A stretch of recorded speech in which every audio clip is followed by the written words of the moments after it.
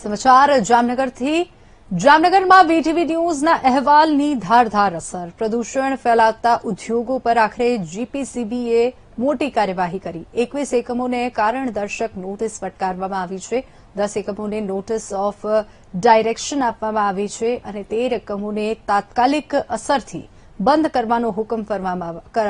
હુકમ ફરમાવવામાં આવ્યો છે 2 ઔદ્યોગિક એકમ સામે કડક પગલાં લેવા ગાંધીનગર કચેરી ખાતે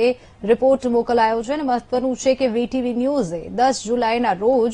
નદી પ્રદૂષિત થતી હોવાનો અહેવાલ રજૂ કર્યો હતો અને જેના પછી જીપીસીબીના અધિકારીઓ એક્શનમાં આવ્યા અને ચેકિંગ કામગીરી હાથ ધરી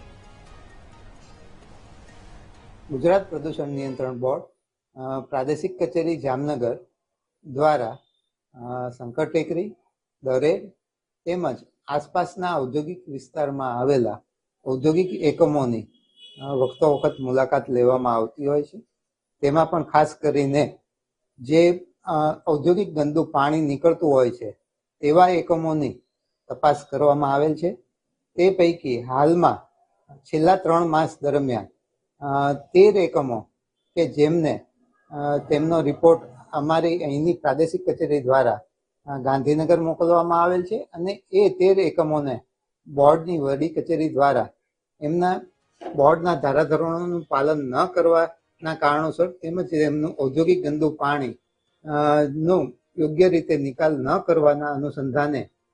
બંધ કરવાના હુકમો બોર્ડની વડી કચેરી ગાંધીનગર ખાતેથી કરવામાં આવેલ છે।